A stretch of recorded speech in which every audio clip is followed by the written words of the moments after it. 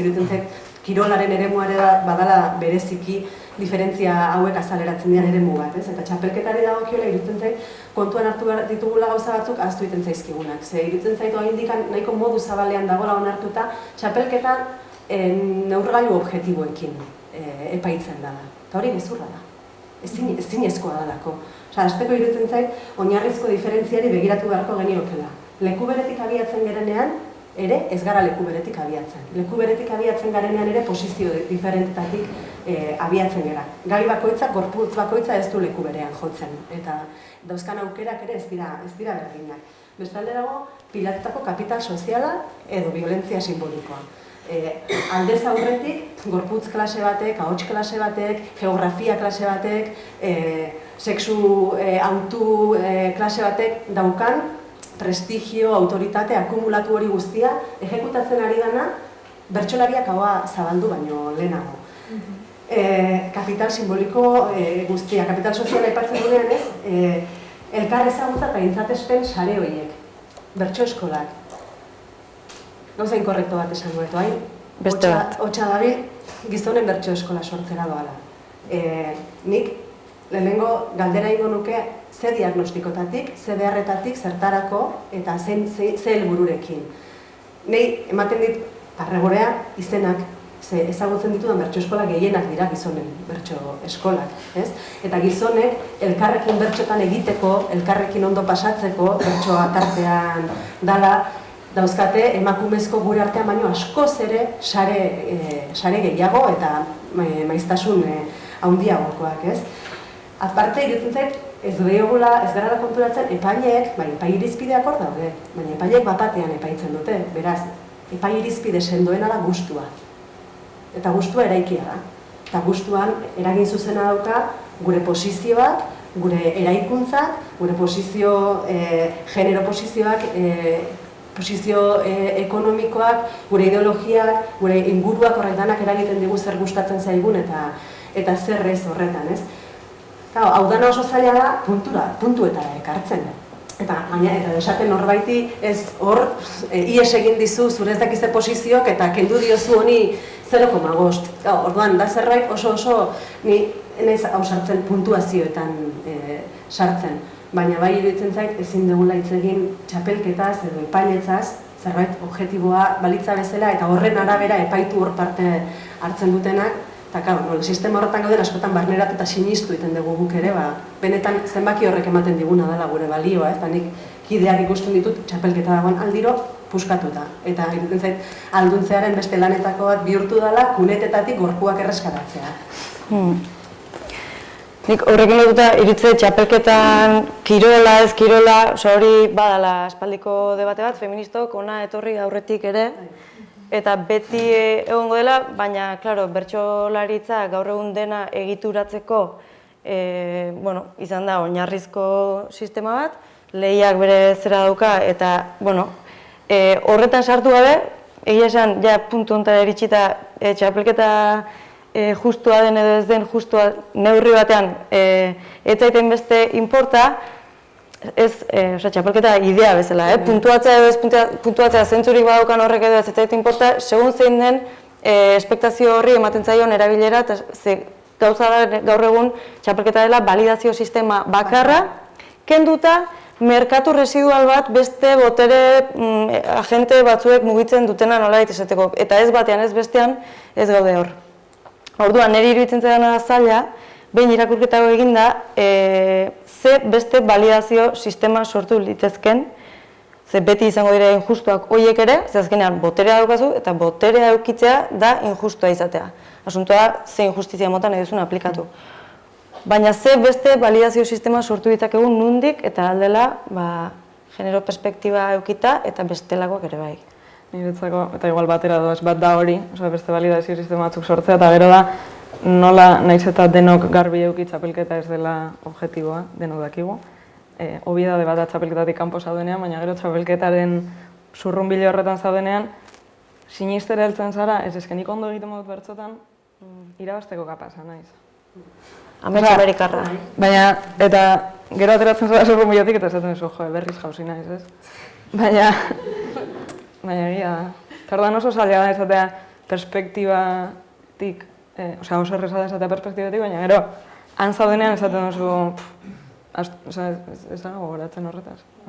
Talde batetik, igual zordotzegu gure burua bai, lehiara jun eta lehiarekin ondo pasatzea nahiko neuke egun hori heltzea, eta sentitzak kirolari nire bizitzan behin bada bez, txapelketa bat, baina hori da, Baina ia da igual hori beste validazio sistema batzuk ekar dezaketela gu ere txapelketara hilala bizi goazenaren sentsazioarekin ez joatea. Eta gainera izan barko luke zerbait, elkarrekiko validazio sistema bat, gauza da, bestelako validazio sistema guztiak gizonen, anaibiaren eta horrelako kontu inkontzienten izan gabe bertsolaritzako gizonen aliantza kamorrista bat, bezik eta gizartean epaitzen ari zarenean eta batean ari zarenean epaitzen ari zara zure background ideologiko guztiarekin eta ez zara hori desereikitzeko bai momentuan, orduan ere egiten du gizarte osoak daukan matxismoa besteak beste, baina matxismoa bezala beste inertzia pilo bat. Orduan nola sortu gure arteko validazio sistemak eta gure arteko ez behar bada hain publiko eta maila nazionalean eta maila zeran, baina bai guri balio digutenak kantuan jarraitzeko. Eta nik uste alduntzeren bidez eta artikulazio honen bidez hasita gaudela horretan. Azkenean elkarren lanak baloratu. Norbaitek debutakoren batek emanaldi bat egiten baldin badu ikustera joan, iritzia eman, liburua irakurri, iritzia eman. Hau, gure artean egiten dugu. Bestela ez da gertatzen. Bestela, validazio, nik eta azten boladan ibili naiz, kezkatuta edo esaten ez, nire buruari esaten nion. Nik urte batzuk daramatzat bai bertsotan eta bai literaturan, eta urte hauetan autoridade bat pilatzen joan naiz, eta balio simboliko bat pilatzen joan naiz. Nola egin dezaket erraminta horiek konpartitzeko? Iruditzen zait hori dela, ariketa. Eta askotan, esan degunan eragiaz, gizon asko ez direla konturatzen, beraien gizontasunaz eta beraien anaidiaz, begiratu besterik ez dago, gizon askoren Twitterretan ez dela aipatzen emakumezkoen lanik, edo ez dute partekatzen emakumezkoen elkarrizketarik. Orduan, nori ematen dugu garrantzia, aipatzen dituzten referente guztiak, beraien idazle gustokoak, beraien bertsolari gustokoak, beraien intelektual maiteak gizonak dira. Eta behin eta berriz erreproduzitzen dute. Orduan, gu ere hor gaude askotan, gure referenteak ere askotan dira, haiek eta alegin kontziente bat egin behar duzu ez, askotan zure resistentzien kontra, zezuk ere askotan gehiago baloratzen dituzu, haiek egindakoak, ala ikasi dugulako eta orokorrean hori dialako baloratzen dianak, gure artekoak baino ez, eta orduan sortzea eta esplizitatzea hau eta, amakeriaz jokatu gabe, baina ohartzea baita ere guk ze baliabide dauzkagun eta ia, elkarbanatu ditzakegun. Azkenengo galdura eta igual labur xamar erantzuten badezu, denbora horra joa eta,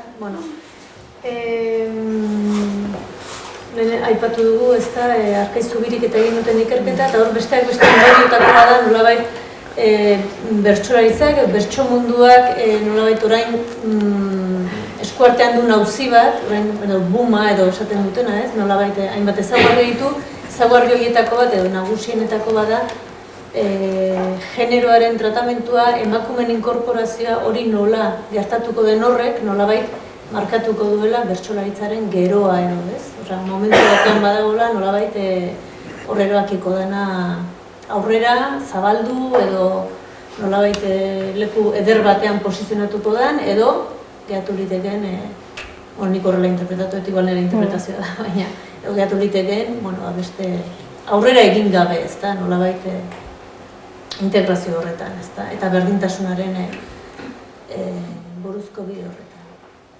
Labur, zer esango zenukete, ondori honen inguruan?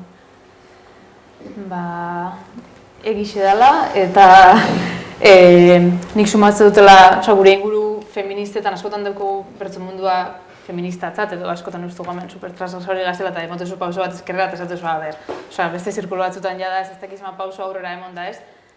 Arek doiez orduan, ja ikusten da distantzioa, nik gaurtik ikuste dut distantzio bat eta espadugu gitxienez alegin minimo bat eitzen, jenti aurrera doie.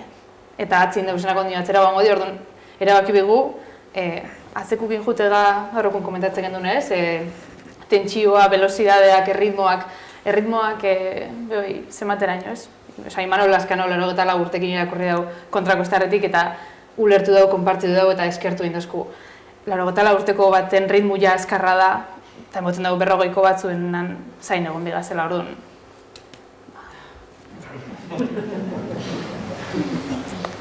Bai, nik uste nireak esaten zuen eta liburuaren harridura horretan ere hori irakurtzen dela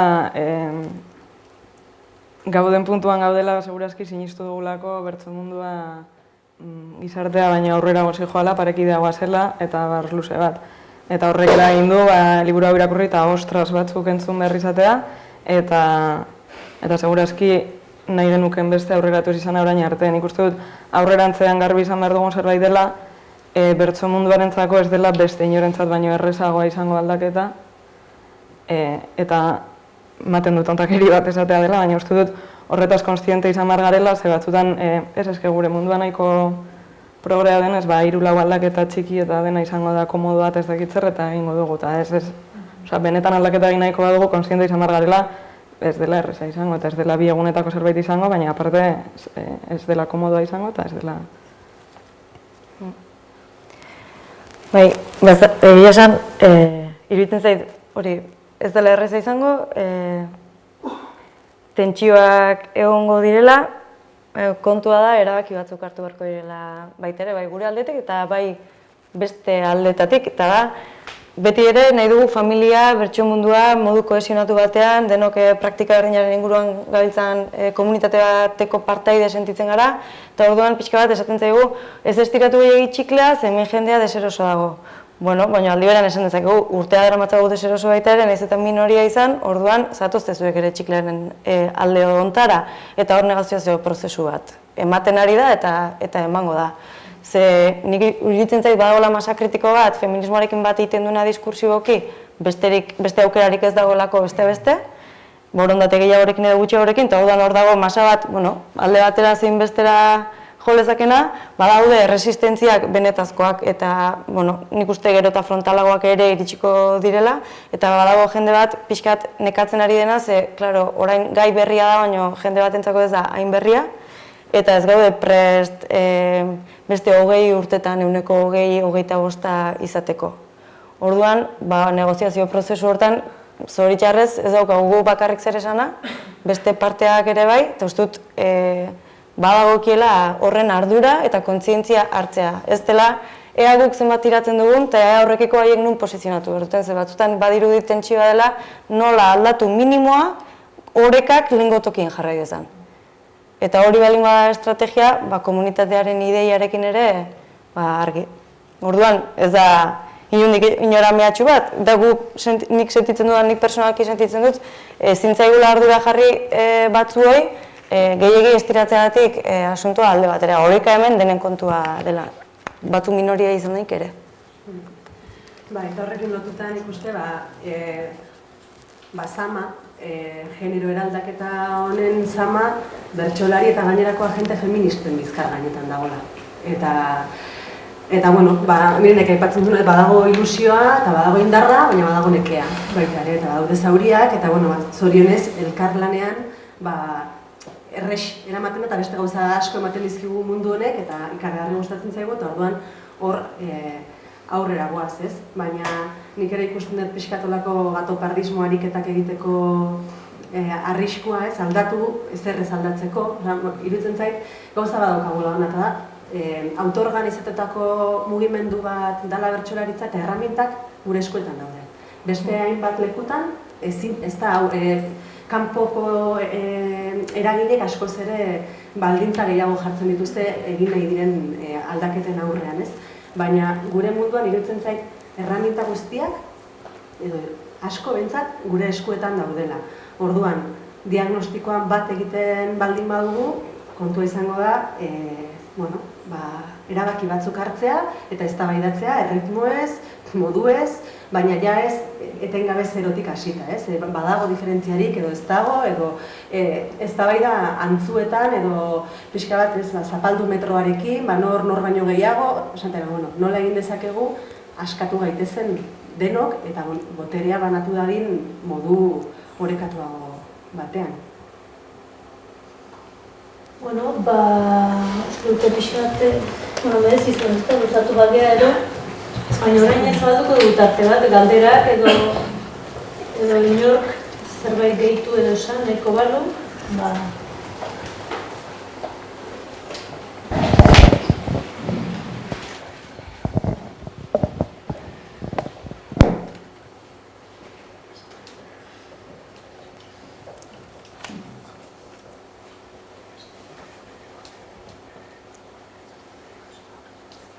Danak ados.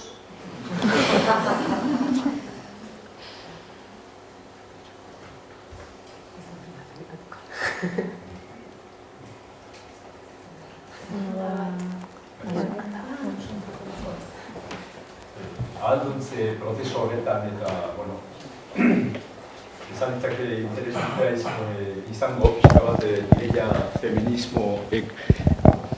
feminismo ekologista, dimensio kosmopolita, euskararen berritze eman den izugarrizko iraultza, azkeneko 40 urtetan, eta registro batzuk alde batetikan, jakindurian, testoen lanketa, kreazio bat, fijoan ebaldin baduzue, baina, bueno, nik uste dut hor filosofia aldetikan, filosofia jakinduria aldetikan, munduko jakinduriak menperatuz eta iraultza handi bat ezin aldeiteke egin. Hor, behar bada irudimen gehiagi da, baina, eta bestaldetikan, generoren arteko ere ikuspegi kosmopolita batetikan, eta emakumeen batze mundial bat aldera, nik uste dut, zuek izan zaitezkela, bueno, kreatzaile handi batzuk, ez dakit, zer duitzen, ikuspegi. Nire aurrezen da iruditzen zait, gu gure aldetik, gure iraultzatxoa, uste dut aitortu behar digula gure buruari egiten ari garela gure aldetik egin dezakegun dena ez dakit, baina asko. Orduan nik uste guk justu hemen gaudenok edo bertxotan eta feminismoa lantzen ari garenok gu gure partea egiten ari garela. Orduan munduko besteen partea, munduko besteek imarko dutela. Hori da sensazioa, bai iruditzen zait zerbait globala dela, baina aldi beran egunerokotasunean nik bizi dut hori oso eskala txikian, orduan ez dakit. Bueno, igual martxoaren 8an ikusi da, pentsa ez, 2. urtea grebarena, eta ja genti egonda eskatzen gizonak be greba egiteko, osea, pentsa neke mailan orarte heldu danez, iraultzaren lehenengo mini pauso 24 ordukoa, eta ja langile klase dana nahi dugu eru, bai, badaz egun batzuk hortarako, baina ja fragmentazio txiki hori be ez da onartzen orduan, iraultza mundiala lehenengoa menta gero.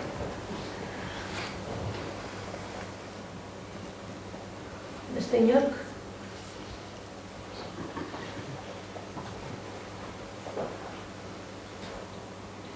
Nik ez ustearen klasiko egiteak izan izan eta gratik besteik ez da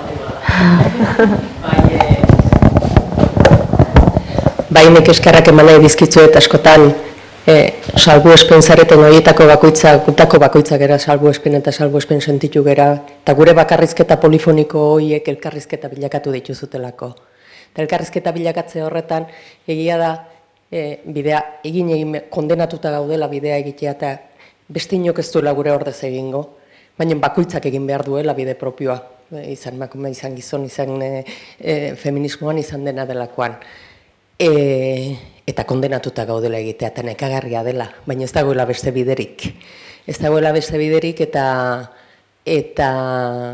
sikera aizpatasun horretan, iruditzen zeta anaitasunak eta aizpatasunak ere desberdinak direla, anaitasuna zehagoa dela, itxiagoa dela, aizpatasuna irekiagoa dela, eta feminismotik sikiera anaitasunari emango bagenio ikuspegi feminista bat errezago izango lukete eta izango genuke ere pentsatzea guk gure lekua izan dezakegula inor beretik kendu gabe.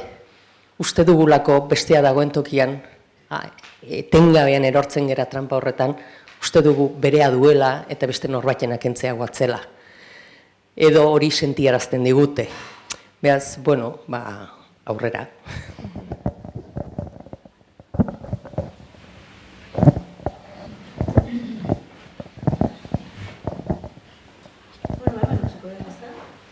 eskerrik asko Uxue, eskerrik asko Miren, eskerrik asko Jone, eskerrik asko Nerea, eta zuei ere bai entzuteagatik eta hurrena.